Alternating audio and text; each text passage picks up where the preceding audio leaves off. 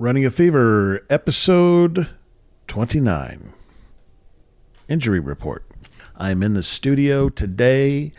I am giving you another update, kind of like I did in episode 27.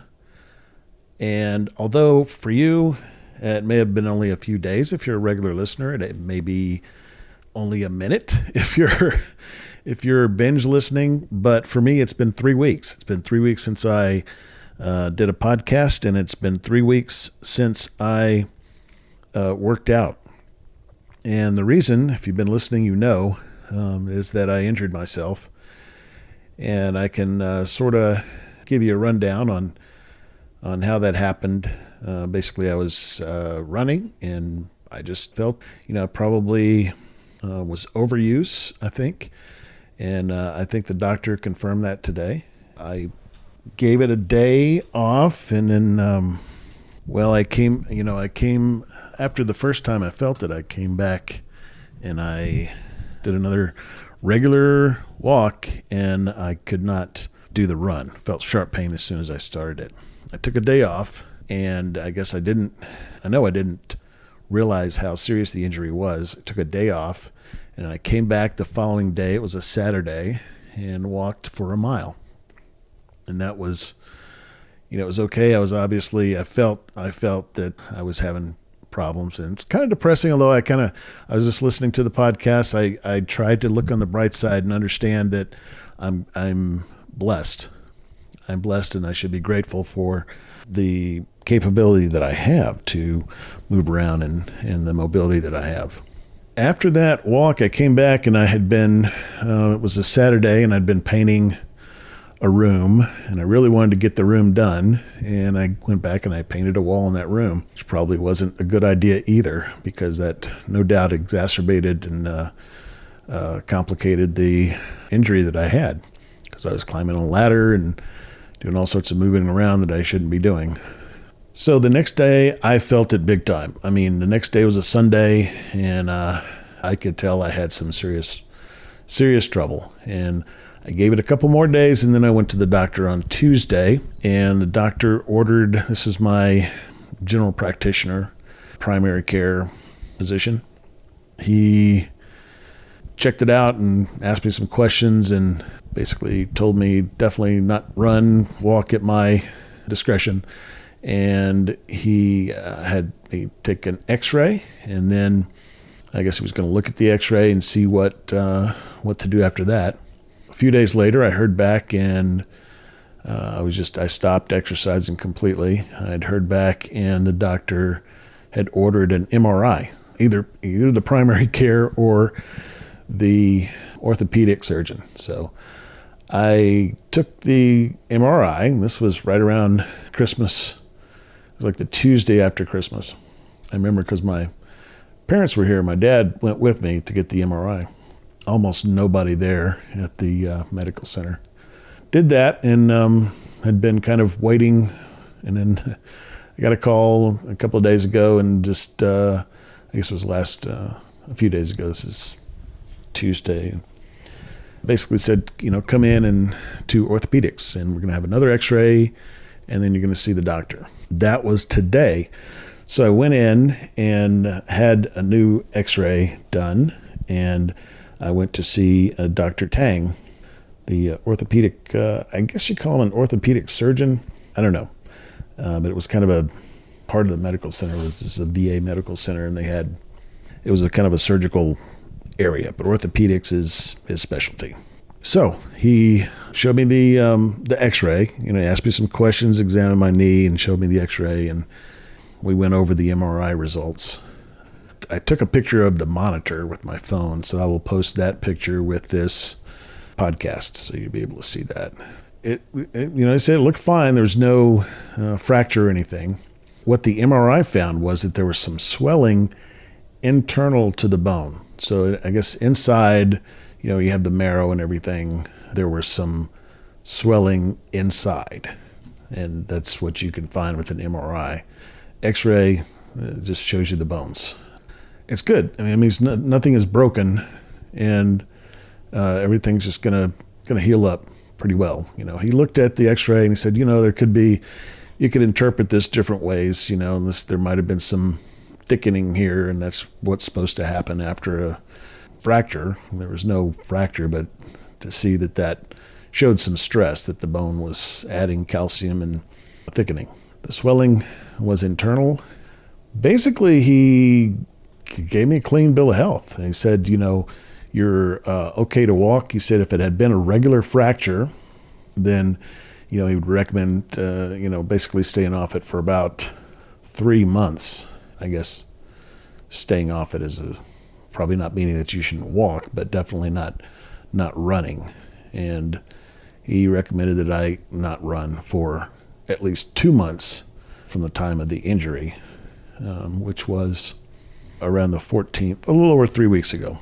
So I've got another 5 weeks before I can even think about running, and I may not be running at that point. I think I will take it very slowly and carefully. And, I said, definitely when you feel something, scale back, go back and slow down. Don't, this isn't the kind of pain that you need to want to work through. That's good advice. And I was real excited after seeing the doctor, and I wanted to kind of just go out and work out today. But I've been getting better all along. That's the good part of the story. First week or so was not good. They gave me a brace when I went to see the primary care physician, and that helped a lot. But I was still hobbling pretty good through Christmas. But the last week or so has been very good.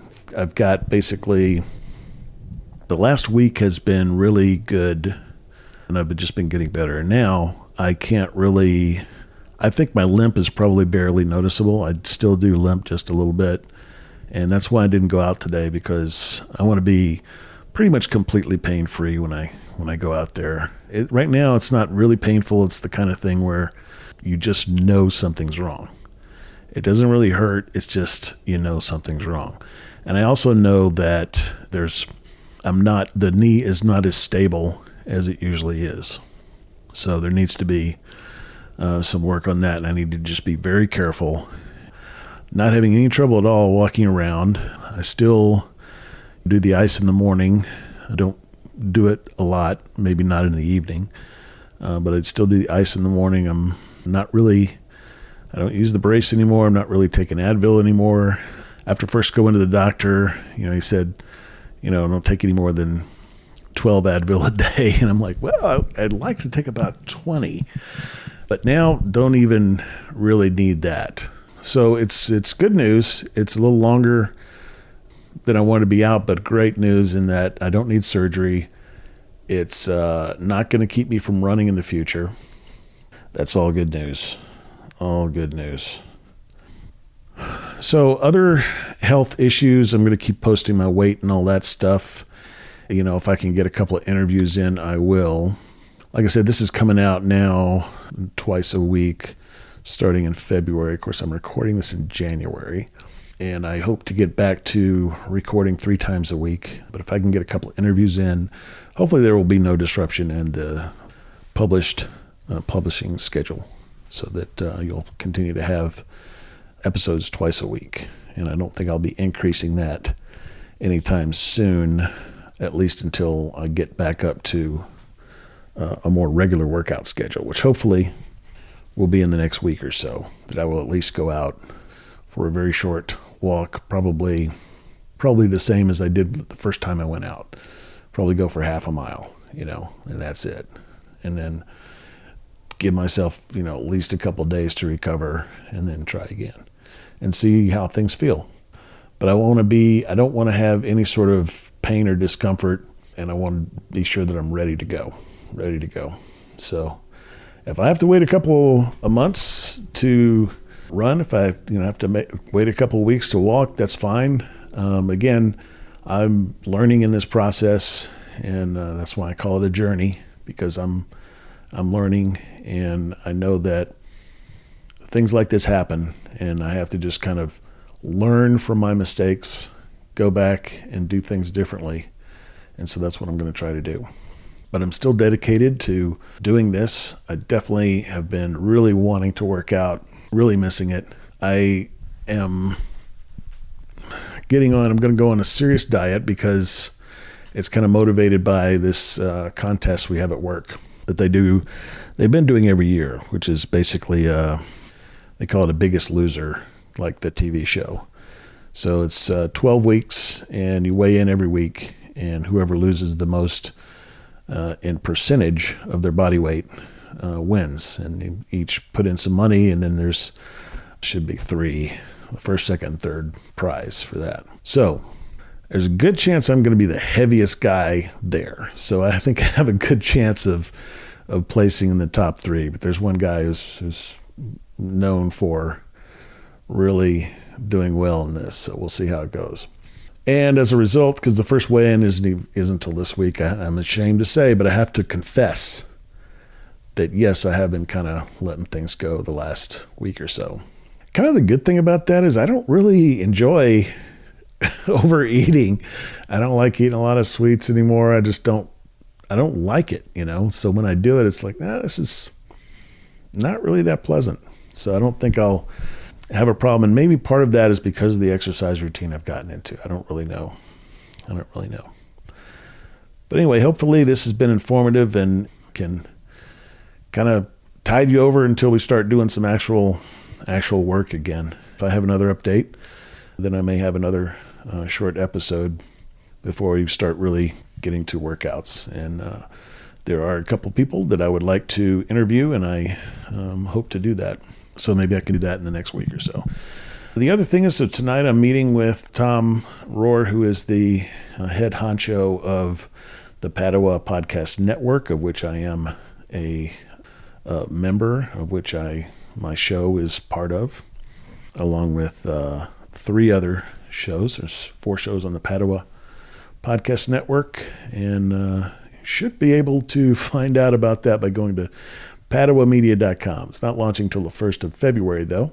As of now, we don't really have a podcast part of the website. By the time you listen to this, definitely we should have something up there. And until then, you can always go to runningafever.com, and you can send me any comments, any kind of questions you have to mail@runningafever.com. So good news today, positive outlook for the future. So until next time, keep the fever.